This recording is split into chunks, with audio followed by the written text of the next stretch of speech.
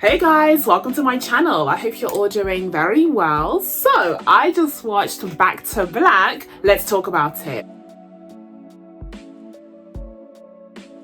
So Back to Black is directed by Sam Taylor Johnson, who also directed a previous biopic called Nowhere Boy that was centered on John Lennon and starred Aaron Taylor Johnson. No, they're not siblings, they are husband and wife.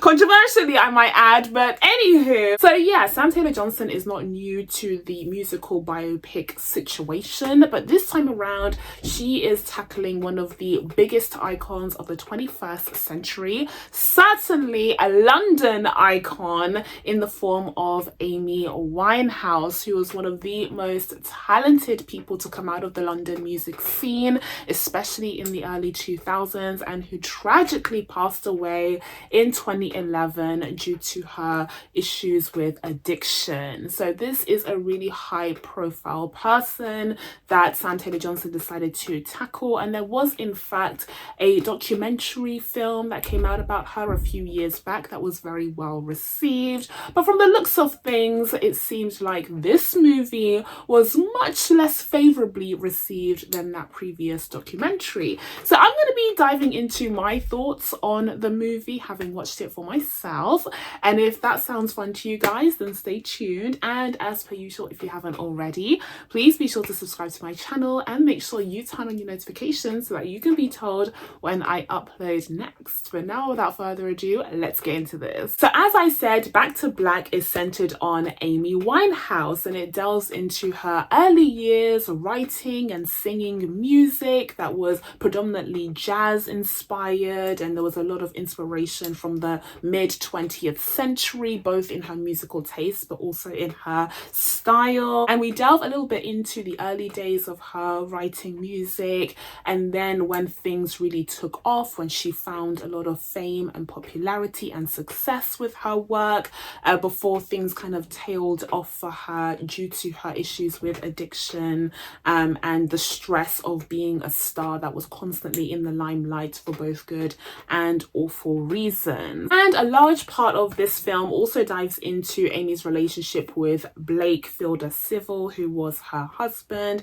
and that relationship was also really heavily publicized. I remember back in the day where you would see all of these headlines surrounding their relationship. They seemed to be really deeply in love, but it was a really toxic relationship. And so it was interesting to see the beginnings of that. I think that part of the film that, you know, introduces Blake and sees the spark of romance that arises between the two felt really kind of authentic and, you know, kind of down to earth and believable. And so that was a really interesting kind of exploration of that relationship that was so heavily publicized at the time. So first of all, let's dive into my thoughts on the story itself. And before we even begin this discussion, I'm pleased to announce that I have made April the month of musical biopics. Yes, as I mentioned in my Monkey Man review, I have been slightly disillusioned by some of the 2024 releases that we have been getting lately. Some of them have been hits, but a lot of them just haven't really interested me.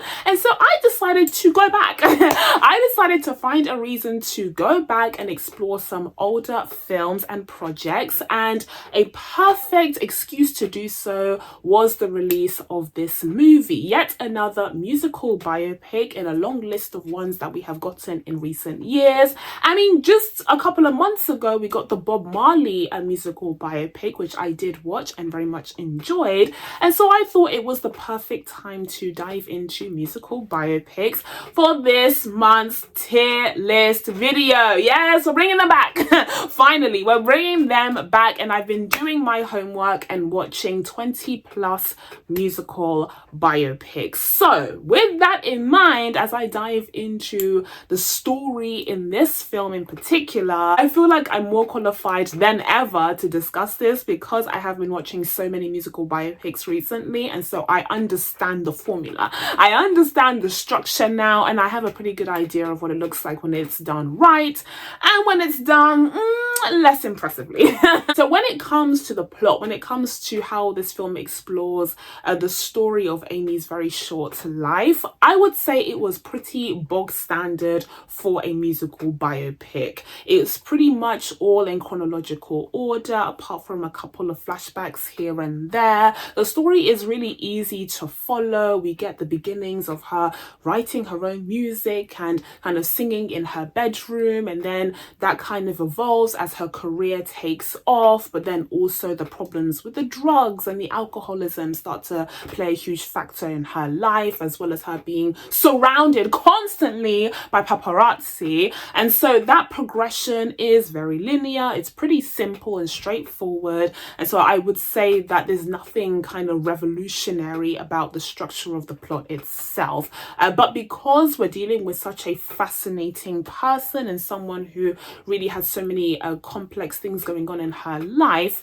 it still makes for an engaging watch. It's just that, like I said, in the large scheme of things, when it comes to musical biopics, which have become extremely popular, especially in recent years, I would say there's nothing spectacular here. But even though the way that this story is told felt pretty bog standard in this film, that wouldn't actually be my major critique. My major critique here would actually be the fact that even after watching this movie for about 2 hours or so, I still didn't get the sense that I really knew and understood Amy Winehouse. Now, I'm not expecting a movie about her life post her death to fully get in the mind and the psyche of Amy Winehouse, to really get down to the nitty-gritty of everything. I'm not expecting that from any musical biopic, don't get me wrong, but as I said, I've been watching quite a few of these recently, and I feel like there are some musical biopics where it feels like there was a lot of research or a lot of information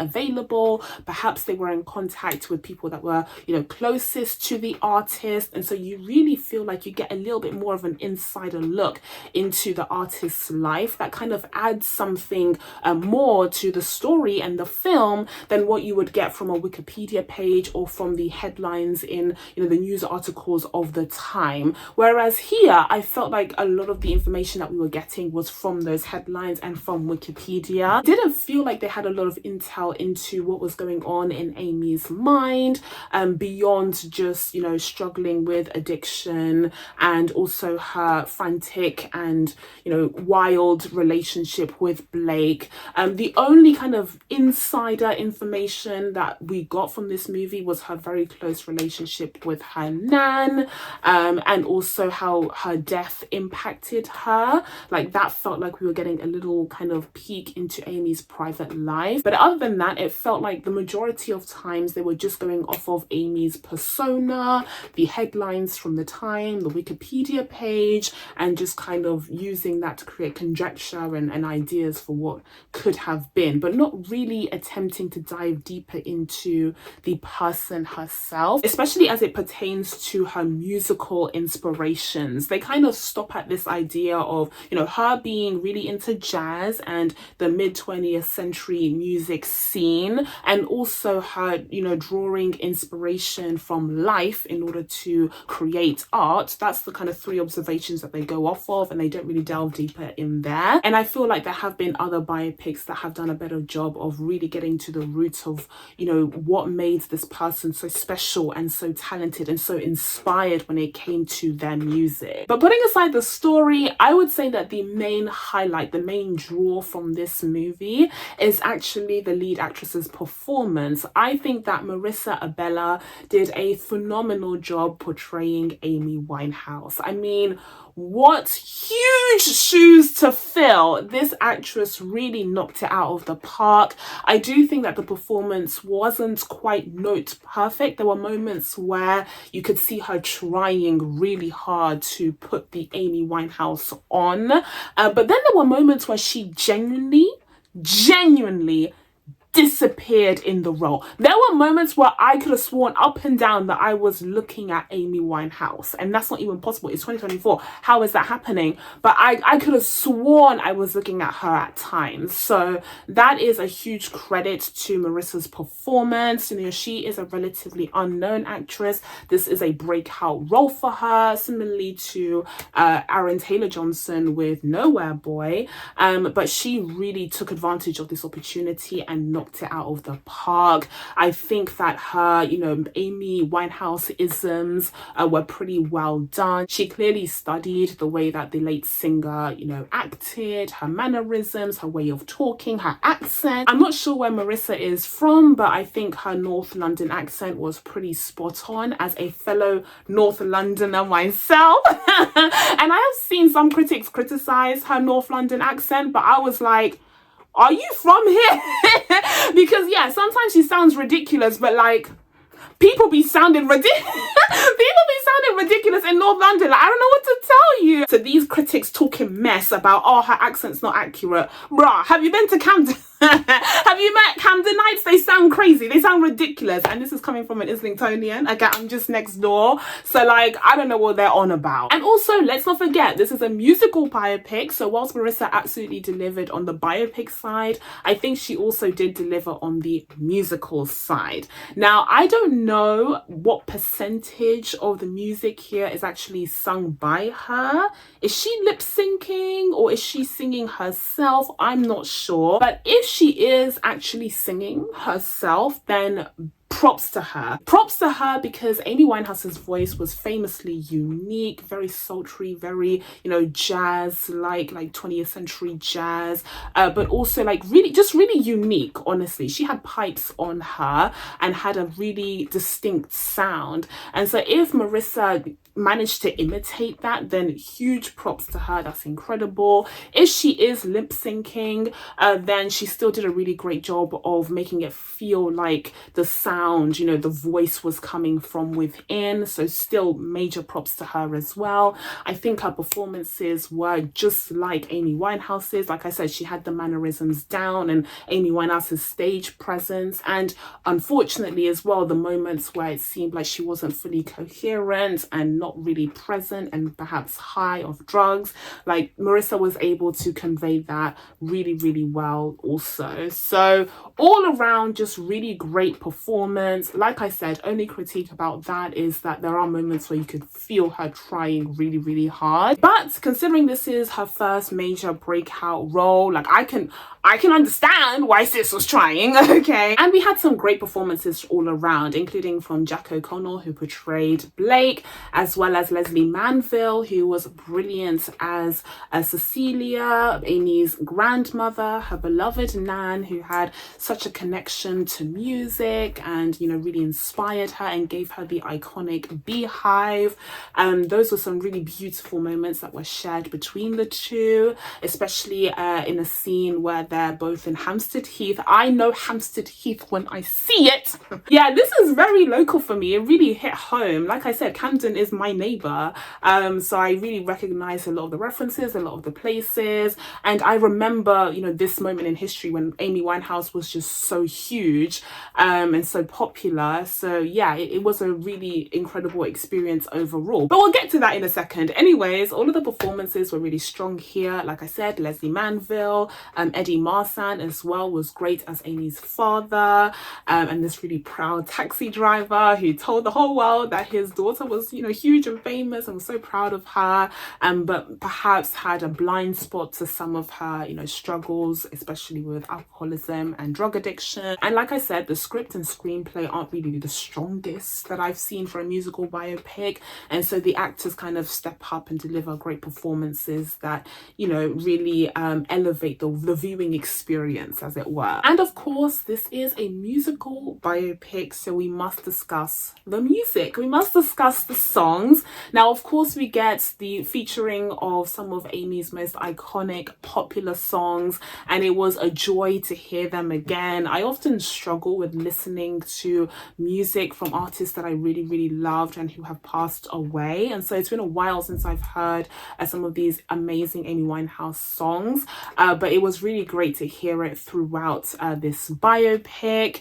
She had so many hits, man, and like I said, like amazing voice. Like, oh, it's just so heartbreaking that she passed away so soon, and at 27. I am 27. Literally, when that, final title card came up near the end of the film saying she died at 27 years old, I had chills all over my body. Like, what do you mean? I'm literally 27 right now. I can't even imagine. She lived an entire life in such a short period of time and went through so much. So yeah, my heart really broke for her even more. And this has been a common theme that I have seen, unfortunately, in a lot of these musical biopics that I have been checking out. But yeah, it's so heartbreaking to see so many of these talented, incredible music artists go down so prematurely in their lives. So in terms of musical biopics, once again, sometimes you have musical biopics that just have music from that particular artist. Yeah, music is expensive to get, okay? So like, I understand if they just want to license out the music from that artist, which already, is probably very expensive. But there are some other biopics that kind of delve into other music that inspired that artist, and here you have an example of the latter, which I think was really cool. And her even discovering the Shangri-Las through Blake was a nice touch to kind of add to their love story. And finally, let's talk about the director. No, not about that. No, not about that. We're steering clear from that. I'm going to be talking about her directing in this film. Once again, I've been watching quite a few of these musical biopics, so I have started to notice the difference between a director that can really leave their kind of creative fingerprints all over the project, really make this musical biopic their own, versus a director who is just interested in depicting the series of events, usually in a very linear fashion, perhaps a couple of flashbacks here and there, but the structure tends to be a bit more bog standard and the execution doesn't really have a lot of flair to it. And I would say that this is an example of the latter rather than the former. I don't really see a lot of artistic kind of fingerprints sprinkled throughout Back to Black. I think it's, like I said, pretty bog standard, both in terms of the writing and also in the execution, pretty low budget. And what really shines here is the star herself, Merisa, but also Amy Winehouse's legendary and sadly tragic story. And so with all of that being said, guys, I'm going to be giving Back to Black I'm stuck between a 6.5 and a 7.